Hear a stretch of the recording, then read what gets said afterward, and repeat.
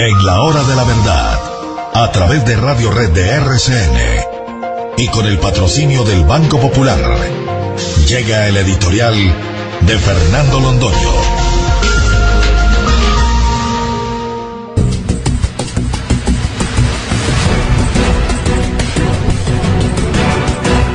Cabe reflexionar, queridos compatriotas y amigos, en los sucesos de ayer en el Senado de la República, porque estamos viviendo uno de los momentos cruciales en la vida de este país. El presidente Santos y sus aliados de las FARC, que no su contraparte como tantas veces lo han querido presentar, están acabando de diseñar lo que llaman ellos una justicia especial para la paz, que en verdad es una justicia particular para la guerra. Están planeando una justicia que vaya supuestamente a juzgar a las FARC, que se sabe que ya están juzgadas. Ellas han dicho que no pagarán un día de cárcel. Y ellas están eligiendo a los jueces que les van a decir a ellos que no pagarán un día de cárcel. De manera que esa parte, por descontada, se da. Los bandidos de las FARC vendrán al Congreso, se pasearán orondos por todo el país, tendrán a Colombia por cárcel si es que eso se les da. Quién sabe si ahora consigan visa para visitar Europa o los Estados Unidos. Y asunto concluido en lo que a eso respecta. Esa justicia especial para la paz es una justicia para la alcahuetería y para la impunidad de los crímenes más atroces que se han cometido en Colombia. ¿Paran ahí las cosas? Por supuesto que no. La Justicia Especial para la Paz es un mecanismo ideado entre el gobierno y las FARC para desquitarse ambos, pero sobre todo las FARC, de quienes fueron sus enemigos, de quienes de alguna manera pudimos impedir que se tomaran este país, que lo sometieran a sus leyes detestables, que lo pusieran de rodillas ante su arrogancia, ante su dinero y ante sus armas. Es el desquite. Simplemente llamando a los paramilitares o herederos del paramilitarismo, que a la gente la pueden llamar de cualquier manera que sea. Parece que el nombre paramilitar les viene muy bien a propósito para lo que quieren hacer. Con eso les bastará para llevar ante la justicia especial y para que la condenen y para que esa justicia funcione como tenga que funcionar, es decir, en desarrollo de sus apetitos de venganza y en obsequio de su voluntad de poder. ¿A quiénes juzgarán entonces? A los militares en primer lugar. Todos los militares van a pasar por la Justicia Especial para la Paz, pidiéndole clemencia, confesándole sus delitos y estando dispuestos a pagar unas penas cortas con tal de que les perdonen unas penas más amplias que les dictarían a través del inefable sistema de conseguir testigos falsos ante jueces de izquierda que estén dispuestos a dictar las consiguientes sentencias. La Justicia Especial para la Paz es ese mecanismo. Pero no para ahí, porque las FARC ya lo dijeron. A veces uno no entiende, queridos oyentes, cómo podemos sorprendernos en lugar de seguir tranquilamente, pausadamente y con mucha atención los dichos de las FARC. Ya dijeron que a esa Justicia Especial para la Paz van a llevar a los académicos, a los servidores públicos, a los comunicadores sociales, a la prensa que no les guste y a los empresarios a los que van a fusilar, entre otras, para quitarle sus bienes, para acabar con la empresa privada en Colombia y para convertir al país en lo que dijeron que lo querían convertir en su conferencia de los Llanos del Yarí. No hay sorpresa posible. Una nación marxista-leninista en la que tiene que desaparecer la propiedad privada, que es el soporte de la burguesía. Y en la lucha de clases hay que liquidar la burguesía, y para liquidar la burguesía hay que liquidar la propiedad privada.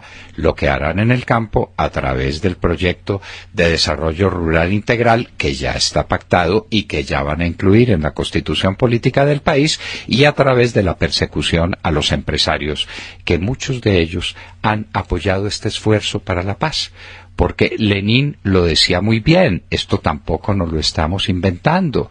Lenin es el padre de ellos. Ellos quieren la imposición del marxismo-leninismo. ¿Qué era lo que decía Lenin?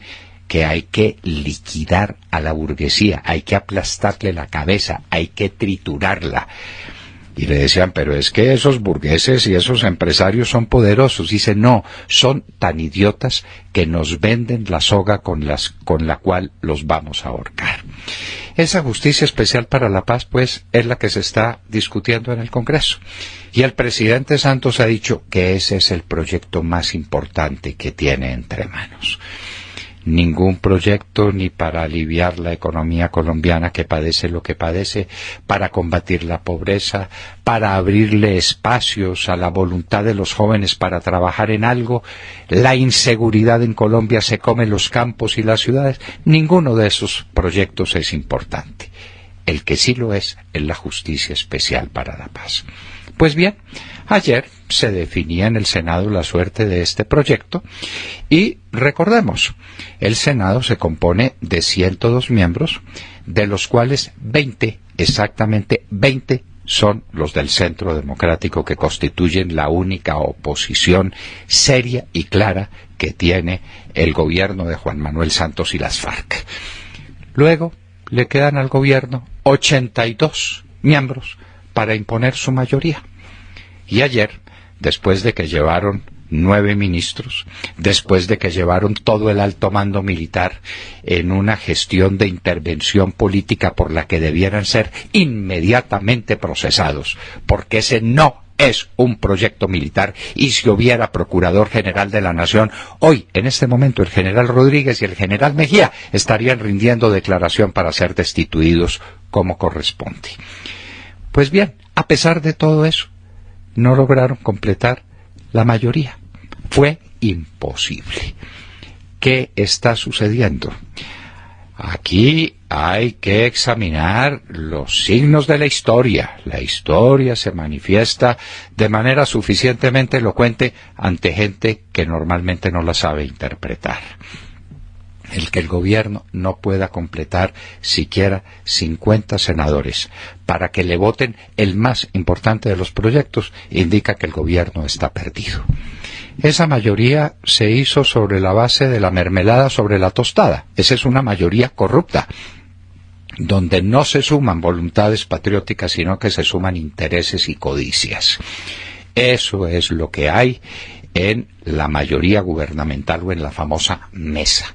Pues no, ni con la mermelada, ni con las amenazas, ni con los halagos pudieron conformar ayer la mayoría suficiente, y a eso le dieron vueltas y sumaban y restaban y entraba un senador y salía el otro senador.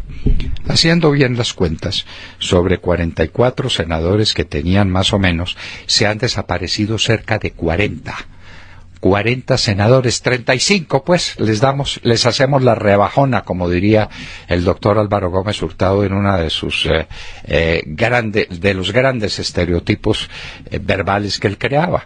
Pues les hacemos la rebajona y quedamos en 35. ¿Dónde están? 35 que tuvieron la tostada llena de mermelada. 35 que estaban en favor de eso que llaman la paz. 35 no aparecieron.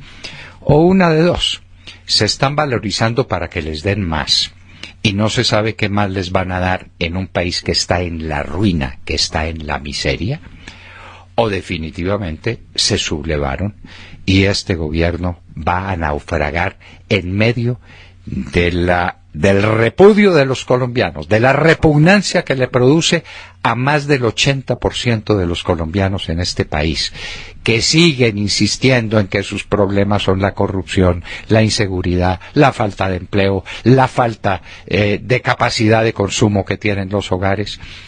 Ese 80 y tantos % de los colombianos, a ese le repugna el montaje que hay en el Congreso. Pero es que ese montaje en el Congreso no está funcionando. Se le desaparecieron por lo menos 35 senadores al presidente Santos. ¿Qué va a hacer de aquí al lunes? ¿Comprarlos mejor? ¿Pagarles más? ¿Darles más ventajas? ¿Entregarles más contratos? ¿O resignarse a una derrota impiadosa? Este no es el último de los proyectos para eso que llaman la implementación de la paz. No, para entregar el país todavía se necesitan otras cosas. Ya tienen un acuerdo de 310 páginas que necesita un desarrollo legislativo. El proceso que va de una norma constitucional a la realidad es un proceso que se va cumpliendo por escalones, dependiendo cada escalón de la norma superior, como lo decía Kelsen en su famosa pirámide jurídica. Pues bien, para llegar a la realidad todavía les falta dictar muchas normas para acabarnos de entregar en manos de las FARC. ¿Tiene el gobierno suficiente respaldo político para hacer eso? Popular no tiene ninguno. Ya se demostró en las urnas el 2 de octubre, tiene el 17%. Y con eso se pretende robar unas elecciones.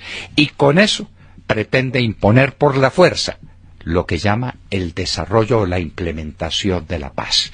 Con eso pretende violentar la voluntad enormemente mayoritaria del pueblo colombiano para conducirlo por senderos que el pueblo colombiano desconoce, pero que muchos que sí los advierten lo encuentran encaminado directamente al precipicio de una sociedad marxista-leninista.